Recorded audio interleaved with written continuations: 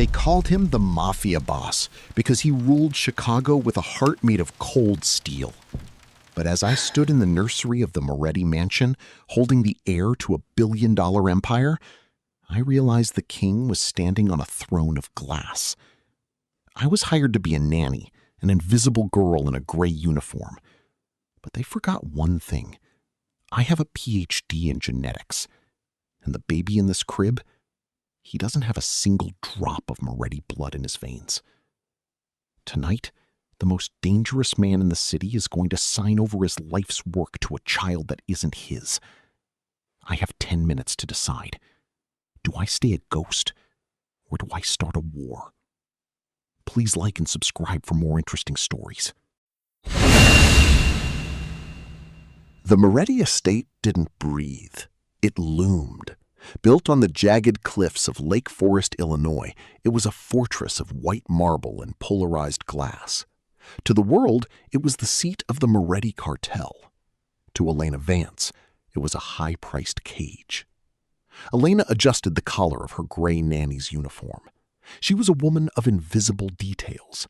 6 months ago, she was defending her PhD thesis in forensic genomics. Now, she was measuring the temperature of organic goat milk. "You're staring again, Elena." She jumped.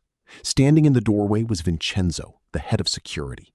He was a man composed entirely of sharp angles and hidden holsters. "The baby is fussy, Vincenzo. I was checking the timing," Elena said, her voice a practiced monotone. Vincenzo walked into the nursery, his boots silent on the $20,000 Persian rug. He leaned over the crib of little Luca.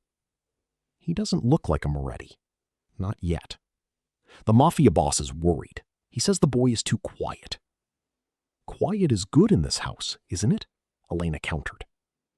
Vincenzo's eyes narrowed. "In this house, silence means you're either loyal or you're dead. Which one are you, Dr. Vance?" Elena's heart hammered. He used her title. He knew. As Vincenzo left, he dropped a small envelope on the changing table. Inside wasn't a threat. It was a photo of Elena's brother, Leo, tied to a chair in a basement she didn't recognize. The message on the back read, "Keep him quiet, or we'll do it for you." 3 weeks later, the Mafia Boss himself, Dante Moretti, summoned Elena to his study. The room smelled of old leather and expensive scotch. "Sit," Dante commanded. He didn't look up from his ledger. "Isabella tells me you've been asking the house doctors about Luca's blood panels." Elena felt the cold sweat on her palms. "It's standard, sir.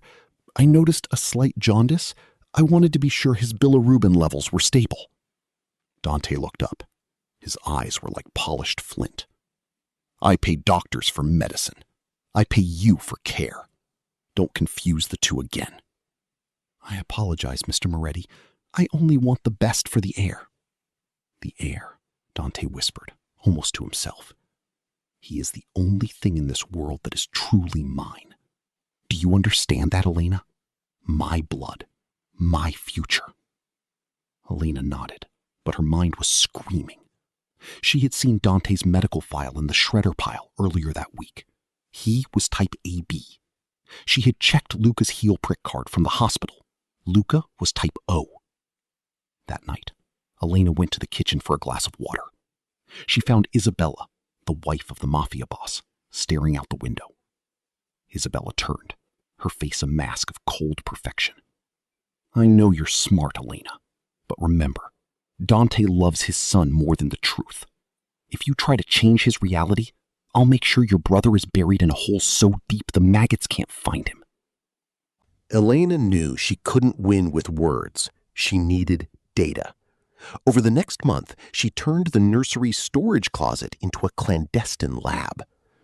"What is all this cereal for, Elena?" the maid, Maria, asked one afternoon. "Luca has a sensitive stomach," Elena lied, heart racing. Inside the cereal boxes weren't oats.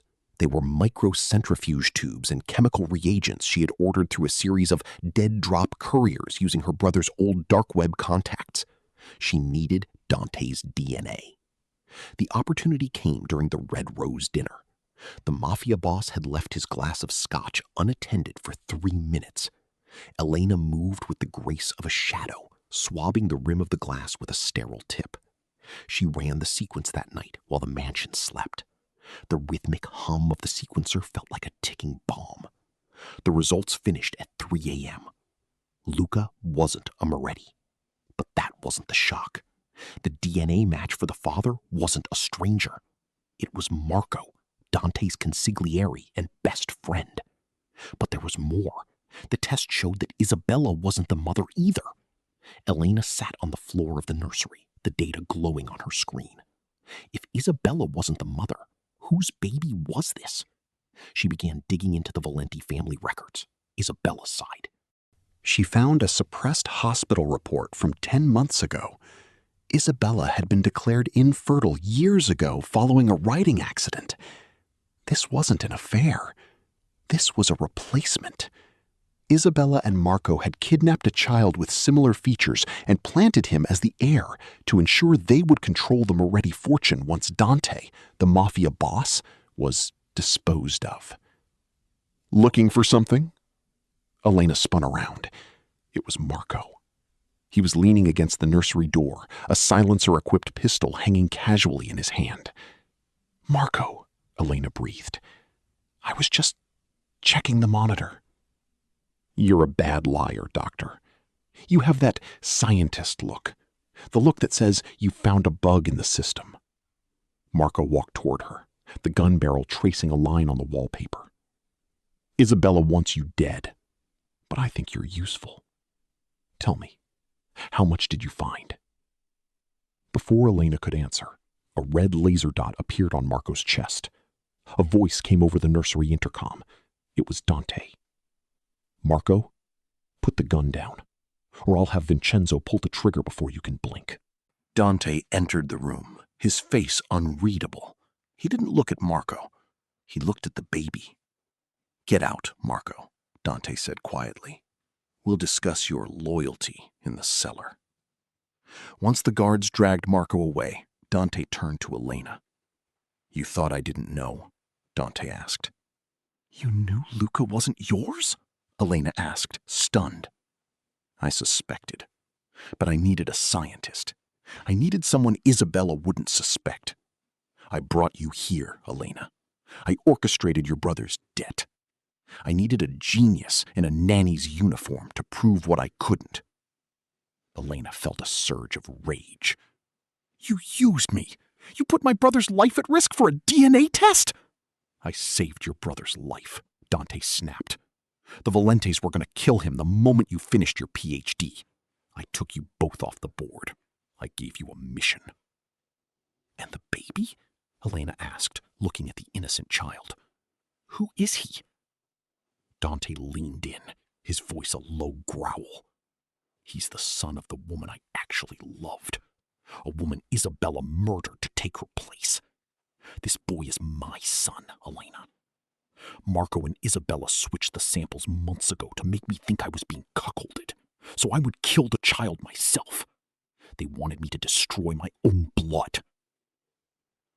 The night of the final confrontation arrived. The Moretti mansion was filled with the heads of the 5 families.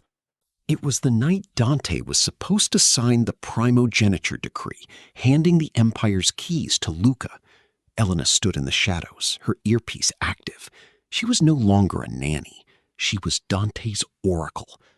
Vincenzo, the Valenti captains are moving toward the East Wing, Elena whispered into her mic, watching the security feeds on her tablet. Isabella approached the podium, looking like a goddess in black silk. She held a glass of champagne. A toast, she cried, to the future of the Moretti name. Dante stood, his hand hovering over the scotch. Elena saw it through the high-def cameras. Marco, who had escaped the cellar with help from a mole, was disguised as a waiter, moving toward Dante with a poisoned blade. Dante, 3 o'clock, Elena shouted. Dante didn't move. He let Marco strike, but the blade clinked against a suit of lightweight Kevlar. Dante grabbed Marco's arm, snapping the bone like a dry twig. In the chaos, Isabella tried to run, but Elena stepped out from the curtains, blocking her path. The DNA doesn't lie, Isabella, Elena said, holding up the tablet for the 5 families to see. And neither do the security tapes of you kidnapping this child from the maternity ward. The morning after the gala was silent. The Valentis were gone. Marco and Isabella were relocated to a place from which no one returns. Elena stood on the balcony, watching the sunrise over Lake Michigan. Her brother, Leo, stood beside her, safe and fed. The Mafia Boss approached them. He wasn't wearing his suit. He looked almost human. "The debt is gone, Elena. You're free to go back to Johns Hopkins. I've restored your credentials. I've even funded a new lab in your name." Elena looked at him. "You're letting the only person who knows your secrets just walk away?" "I don't keep secrets from my partners," Dante said, handing her a folder. Inside was a map of the cartel's global shipping routes. "I don't need a nanny anymore," Dante said. "I need a chief of intelligence, someone who sees the world in codes and sequences. Stay, not as collateral, as an equal." Elena looked at the city below. She thought about the power of the truth. Elena opened the last page of the folder. It was a DNA profile she hadn't run yet. It was Dante's. She looked at the markers and froze. She realized that Dante wasn't a Moretti by blood either. He was a Valenti, swapped at birth 38 years ago. He was the very thing he hated. She looked at Dante, who was smiling at her. She realized she now held the leash of the Iron King. "I'll stay," Elena said, closing the folder. "We have a lot to talk about." Please like and subscribe.